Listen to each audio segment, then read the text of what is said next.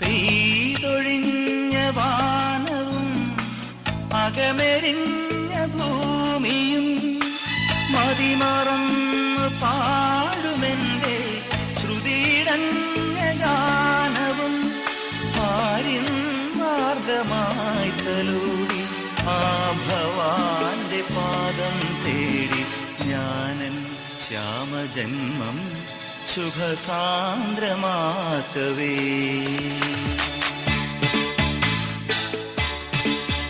ഒരു പൂവിതളിൽ നറുപുഞ്ചിരിയായി നിറമാർന്ന ചന്ദ്രികയായി ഇനി എൻ മനസ്സിൻ കുളിരോർമകളിൽ വരൂ നിറഞ്ഞ